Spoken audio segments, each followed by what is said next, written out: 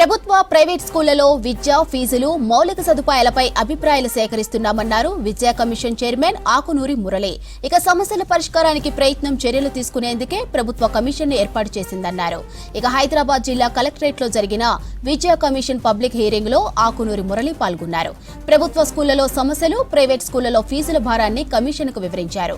ఇక parents, NGO ప్రతినిధులు ఈ కార్యక్రమంలో జిల్లా కలెక్టర్ అనుదీప్ దురిశెట్టి, విద్యా కమిషన్ సభ్యులు, విద్యాశాఖ అధికారులు పాల్గొన్నారు. ప్రభుత్వ ప్రైవేటు స్కూళ్లలో విద్యా ఫీజులు మౌలిక సదుపాయాలపై అభిప్రాయాలు సేకరిస్తున్నామన్నారు విద్యా కమిషన్ చైర్మన్ ఆకునూరి మురళి. ఇక సమస్యల పరిష్కారానికి ప్రయత్నం చర్యలు తీసుకునేందుకే ప్రభుత్వ కమిషన్ ను ఏర్పాటు చేసిందన్నారు.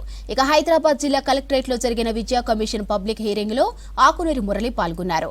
ప్రభుత్వ స్కూళ్లలో సమస్యలు, ప్రైవేటు స్కూళ్లలో ఫీజుల భారాన్ని కమిషన్ కు వివరించారు. ఇక పేరెంట్స్, ఎన్జీఓ ప్రతినిధులు ఈ కార్యక్రమంలో జిల్లా కలెక్టర్ అనుదీప్ దురిశెట్టి, విద్యా కమిషన్ సభ్యులు, విద్యాశాఖ అధికారులు పాల్గొన్నారు. ఈ తెలంగాణ విద్యా కమిషన్ ని ఏర్పాటు చేయడం జరిగింది. సో దీనికి సంబంధించి చాలా ఇష్యూస్ ఉన్నాయి.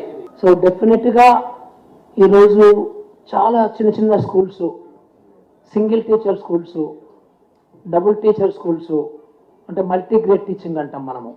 అంటే 5 తరగతులు ఉంటే 1-2 టీచర్లు చెప్పాలి. ఒకటే క్లాస్ రూమ్లో 5 తరగతులను కూర్చోబెట్టే పరిస్థితులు కూడా చాలా చోట్లనే ఉన్నాయి. సో అట్లాగే రకరకాల సమస్యలు దీనికి సంబంధించి మనకైతే ఉన్నవి. ఇది ఒక లెర్నింగ్ క్రైసిస్ అనేది ఒకటి, అంటే ఒక ఎమర్జెన్సీ లాంటి సిచ్యువేషన్ అయితే ఉంది డెఫినెట్గా. సో దీనికి సంబంధించి కమిషను అందరితోని మాట్లాడుతుంది, వింటున్నాము. సో ఇప్పటివరకు మేమే సుమారుగా ఒక 260 విద్యా సంస్థలను విజిట్ చేయడం జరిగింది. అంటే ప్రభుత్వ స్కూళ్ళు కావచ్చు, గవర్నమెంట్ స్కూల్ కావచ్చు, ప్రైవేట్ స్కూళ్ళు కావచ్చు, అట్లాగే మన కాలేజీలు కావచ్చు, సో గురుకులాలు కావచ్చు, హాస్టల్స్ కావచ్చు, అన్ని అంగన్వాడీ నుంచి మొదలుపెట్టి యూనివర్సిటీ వరకు కూడా తిరిగాము. బాగా 33 జిల్లాలు తిరిగాము. సో పరిస్థితుల్ని అర్థం చేసుకుంటున్నాము. చాలా మట్టుకు అర్థం కూడా అయింది. సో దీనికి సంబంధించి ఆలోచనలు ఇంకా చేస్తున్నాము. సో రిపోర్ట్స్ కూడా ఆల్మోస్ట్ రెడీ కూడా అయ్యాయి. సో మొత్తానికైతే ఇంప్రూవ్ చేయాలనేదే ప్రభుత్వ ఉద్దేశము, కమిషన్ ఉద్దేశము. మీరందరూ మాట్లాడచ్చు. సో చక్కగా హ్యాపీగా ఎలాంటి మొహమాటం లేకుండా కలెక్టర్ గారు ఉన్నారనో, లేదా మేమున్నామనో, జిల్లా యంత్రాంగం ఉందనో, లేదా ఇంకెవరైనా ఏమైనా అనుకుంటారని కాకుండా మీరు ఎంత మొహమాటం లేకుండా ఓపెన్గా మాట్లాడితే అది పిల్లలకి, స్టూడెంట్స్కి ఉపయోగపడుతుంది. ప్రభుత్వానికి కూడా తేటతెల్లం అవుతుంది మీరేమనుకుంటున్నారు అనేది.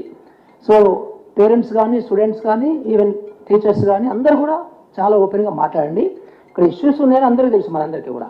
సో ఇష్యూస్ మాట్లాడుకుంటేనే, ఓపెన్గా మాట్లాడుకుంటేనే వాటికి పరిష్కార మార్గాలు దొరుకుతాయి. ఎడ్యుకేషన్ విషయానికి వస్తే ఖచ్చితంగా మనం ఫౌండేషన్ లిటరసీ దగ్గర నుంచి అదర్ ఆస్పెక్ట్స్ లో ఇంప్రూవ్ చేయాల్సిన అవసరం ఉంది. గత మ్యాథ్స్ రిపోర్ట్స్ కానివ్వండి, మన ప్రథమ రిపోర్ట్ లో తీసుకున్నట్లయితే ఇంకా ఎడ్యుకేషన్ స్టాండర్డ్స్ పెరగాలి. పిల్లలు ఎన్రోల్మెంట్ మనము దాదాపు సాధించగలిగినాము.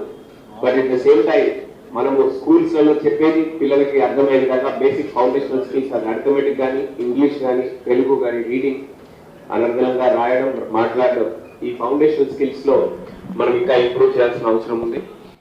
ఈ దృష్టిలో పెట్టుకొని ఇవన్నీ ఇంకా ఎట్లా ఇంప్రూవ్ చేద్దాం. ఇన్ఫ్రాస్ట్రక్చర్ వైజ్ కూడా రాష్ట్ర ప్రభుత్వం ఎంతో డబ్బులు వెచ్చిస్తా ఉంది. మన హైదరాబాద్ జిల్లాలోనే దాదాపు 15 కోట్లు. సో ఇవన్నీ దృష్టిలో పెట్టుకొని ఒక సామూహికంగా ఒక కాంప్రహెన్సివ్ స్ట్రాటజీ ఎట్లా చేయాలన్న ఉద్దేశంతో మన ప్రభుత్వం ముందుకు వెళ్తా ఉన్నది.